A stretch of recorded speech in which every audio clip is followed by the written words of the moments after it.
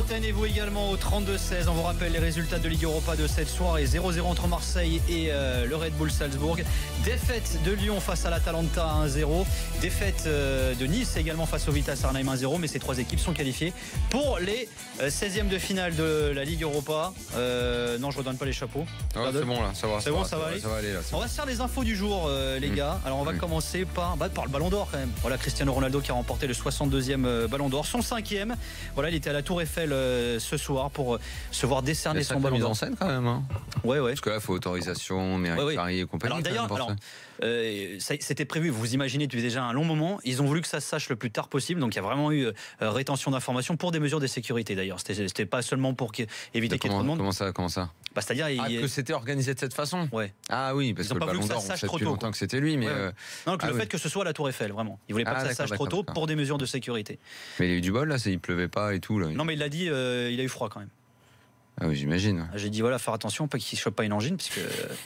T'en as pensé quoi de ce Ballon d'Or, Jérôme?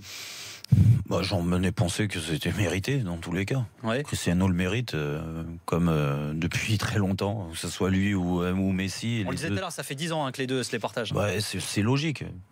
Quand tu vois les statistiques des deux, le nombre de buts marqués, le nombre de passes décisives, le nombre de matchs, de trophées qui gagnent, et tu veux le donner à qui? Il n'y en a aucun qui arrive à leur haute. Mais je mets vraiment les deux au-dessus parce que ça soit l'un ou l'autre, ils sont sur une autre planète. Après, c'est un peu ce que disait Daniel. Hein. On a tellement l'habitude que ce soit l'un ou l'autre qu'on en devient presque lassé. Oui, mais bon, qu'est-ce que tu veux, on a une génération, on a une chance d'avoir deux joueurs exceptionnels. En général, t'as un par génération. Là, il y en a deux qui sont incroyables. Incroyables. Quand tu regardes le nombre d'années au plus haut niveau. Et puis surtout, à travers eux, c'est la domination de leur club, de ces deux clubs-là quand même, qui depuis 2010, enfin 2010 en l'occurrence aucun des deux qui gagne, mais 2009 oui, la plupart des titres des Champions League ils se sont partagés quasiment autant que les Ballons d'Or, quoi, plus les Ballons d'Or que les Ligues des Champions, mais enfin ils sont toujours présents, c'est les équipes dont on parle le plus, c'est une domination club et à travers les clubs les hommes qui remportent ces trophées-là. Comme dit Jérôme, il n'y a rien à dire, de toute façon c'est mérité. Ce qu'il y a, c'est juste que j'ai l'impression qu'ils sont un peu arrivés au bout là, du Ballon d'Or. Ça intéresse plus grand monde. Ça intéresse plus grand monde tout simplement parce qu'il n'y a plus vraiment de discussion. Par exemple, ça tombe. Et c'est toujours entre les deux finalement. En plus, il y a zéro suspense. On le sait avant, quoi. À partir du moment où il avait gagné la Ligue des Champions, c'est bon, c'était logique que ce soit. Mais est-ce que ce qui fait la beauté du Ballon d'Or, c'est le suspense, c'est la surprise, ou c'est pas la performance? Parce que c'est ça finalement. Là, on a deux mecs quand même qui depuis 10 ans sont juste. Mais Nico, quand tu mets 40, 50 buts, 60 buts, parce que ça arrivait dans l'année, que ces joueurs-là mettent plus de 60 buts dans une année. Franchement, moi je dis chapeau, messieurs. Qu'est-ce que tu veux dire de plus? Qu'est-ce que tu veux dire de plus? Ils l'ont, et puis voilà. En fait, le problème, c'est que ça ne se commente plus. C'est ça, c'est évident, et t'as pas grand-chose à dire, quoi, à part peut-être parler de son costume, de quelle coupe de cheveux il avait pour ça. Il y avait un nœud pape, d'ailleurs, vous avez vu, le nœud pape redevient grave à la mode. Hein. Où est-ce qu'il va dormir à Paris ce soir, où est-ce qu'il rentre à Madrid Voilà, c'est ça. Il y a que ça qui peut être intéressant. Le reste, à part leur dire bravo, vous le méritez. En plus, mais bon, moi je suis plus sur le.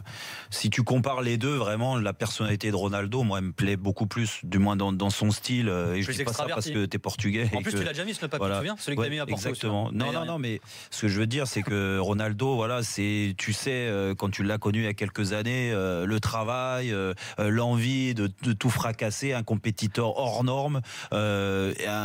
Et même dans sa façon d'être, moi j'adore ce mec, donc il mérite, et j'espère qu'il y en aura d'autres encore. Alors il n'y avait pas de suspense pour le Ballon d'Or, il y en a pour les RMC Sport Awards. Vous savez qu'il y a pas mal de shows qui se font depuis Val d'Isère, il y a le Moscato Show, Team Dugal, Intégral Sport également.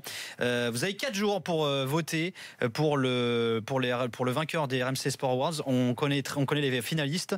Il y a Martin Fourcade, Teddy Riner, l'équipe de France de handball, Warren Barguil et Pierre-Ambroise Boss, autre info de la journée également. Alors, info qui concerne Johnny Hallyday, qui nous a quittés, vous le savez, hier. Alors, le chanteur qui est décédé donc déçu d'un cancer. Ah oui, la Ligue 1 va rendre hommage, c'est marrant. Exactement. Ça. Alors, l'entrée des joueurs sur les matchs de Ligue 1 et Ligue 2 de ce week-end se fera sur un morceau de Johnny. C'est pas mal, non, comme idée. Bien, ils ont choisi le morceau ou c'est les clubs qui doivent choisir? Ça, je sais pas, par contre, j'ai pas Je pense l'info. que c'est les clubs qui vont choisir. C'est intéressant de voir comment ça va se passer. Alors, si tous faut qu'ils fassent allumer le feu, c'est bon, ce sera bien qu'il y a moyen que ce soit ça. Qui se creuse un peu plus la tête quand même, quoi. Et d'ailleurs, c'était pas mal ce qu'avait fait l'équipe également. Les hommages selon les articles qui faisaient référence à des titres de chansons. Ouais, c'est pas mal du tout. Ouais. C'était une belle idée. Ah, mais ce sera bien, un monument national, on rend hommage, c'est bien. Info RMC Sport. Alors Unai Emery serait menacé du côté du Paris Saint-Germain. La défaite du PSG face au Bayern 3 a laissé des traces. Nasser El Khelaïfi avait déclaré à la fin du match dès la fin du match qu'il était très déçu par le résultat et la qualité de jeu de son équipe. Alors Antero Henrique, le directeur sportif parisien, œuvre en coulisses pour la succession de l'Espagnol. Antero, de toute façon, c'est depuis le départ qui est pas fan de cet entraîneur. Ouais, depuis qu'il est arrivé. C'était déjà bouillant. Tu penses vraiment que la défaite face au Bayern peut précipiter les choses? Il y avait deux solutions. De toute façon, dans la tête d'Antero, avant même le match du Bayern, c'est Emery part à la fin de la saison. Le seul truc qui emmerdera notre réflexion, c'est s'il gagne la Ligue des Champions. S'il avait eu une solution, lui, il aurait même voulu en cours d'année. Sauf que le PSG en championnat est tranquille, donc il a les résultats pour lui. L'équipe ces dernières semaines avait plutôt fière allure et même belle allure parce que ça jouait bien. Il y avait eu quelques innovations dans la compo qui donnaient à penser qu'Emery avait trouvé et que c'était bien. Et donc il y avait ce fameux test à Munich. Le crash, évidemment, on va pas plaider pour Emery. Maintenant, la seule question qui se pose à eux, c'est qu'est-ce qu'on fait? Parce que le grand rêve des dirigeants, c'est de choper Guardiola. C'est normal, leur rêve, c'est de choper les meilleurs. Ils ont voulu Neymar, maintenant le meilleur entraîneur, c'est Guardiola, donc tu le chopes. Mais est-ce que dans ces cas-là, il faut que tu attendes la fin de l'année, sans avoir de garantie que tu vas réussir à le faire. Ouais. Voilà, sans avoir de garantie. Guardiola va y partir. Guardiola, il en a un petit peu marre, la famille Manchester et tout, donc ça pourrait être jouable. Mais ça veut dire que il faut que tu continues l'année avec Emery. Mais tu fais quoi? En gros, tout le monde le sait, il est fragilisé, les joueurs bossent avec un mec qui est ultra fragilisé, parce que c'est ça aussi la gestion du club. C'est ça aussi où ça déconne. C'est que l'entraîneur, il est jamais... Tous les trois qui sont passés depuis que les Qataris sont là, de toute façon, tu as toujours l'impression que c'était pas vraiment eux les boss, que c'est les joueurs qui faisaient un petit peu ce qu'ils voulaient. Ça, c'est un problème de fond. C'est un problème de fond au PSG et qu'on retrouve à chaque fois que la situation se durcit et qu'elle devient... situation où tout le monde doit être uni. Un club, ça fonctionne quand tout le monde tire dans le même sens. Et c'est pas quand tu vas jouer des matchs de Ligue 1 que ça va se voir. Ça, on sait très bien que tu vas les gagner à 99%. Non, c'est les gros matchs où tu sens qu'il faut qu'il y ait un entraîneur qui puisse décider, qui soit pas tenu par les statuts des joueurs et tout. Et ça, c'est mort. Ça n'a jamais existé, ça. Jérôme, ton avis, toi, là-dessus? Tu penses qu'Emery est pas bien, là?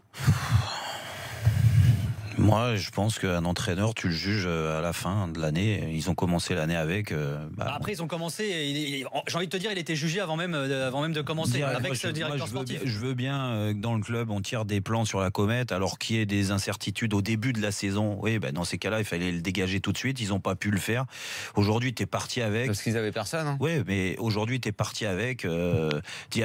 Tout remettre en question parce que tu perds contre le Bayern de Munich ou tu perds 2 jours avant ou 3 jours avant à Strasbourg contre le cours du jeu. Je veux bien qu'on tire des plans sur la comète, mais dans ces cas-là, tu n'as aucune stabilité nulle part. Le record du Paris Saint-Germain juste avant ce match de Bayern de Munich, alors même si le PSG a joué des coiffeurs en Ligue des Champions, comme certains peuvent dire, il fallait les mettre, les 21, les 22 ou 23 buts en phase de poule. Et c'est quand même l'équipe d'Unai Emery qui a mis ça en place. Il y a une façon de jouer aujourd'hui. Non, mais oui. On n'a plus le temps. Donc, laissez-le. Il faut lui laisser le temps. Si c'est en cours de route, il n'y a que Ancelotti. Hein. Voilà. Alors tiens, je vous donne juste une petite info vite fait. Leonardo, vous savez, le prédécesseur d'Antero Henrique au PSG, il est parti d'Antalya Sport. Il est arrivé le 28 septembre. Et la Villa bord de mer, avec Tariq Ménez et Toho Nasri, ça n'a pas suffi. 14e du championnat turc, il a 4 victoires en 10 matchs, toutes compètes confondues. Facile. Et je vous donne le programme des Bleus avant le mondial. Tout, le 23 mars, c'est confirmé au Stade de France, il y aura un match contre la Colombie. Le 27, il y aura un Russie-France. Le 28 mai, l'adversaire est à confirmer. Le 1er juin, ce sera contre l'Italie à Nice. Et le 9 juin, ce sera un match à Lyon. Voilà. Merci les gars. Bon week-end. Merci Jérôme. Demain, pour ceux qui sont là, vous serez là au 32-16. Merci à tous ceux qui nous aidaient à préparer cette émission. Et on vous dit à demain. Bisous. Merci les gars. Merci. Bisous.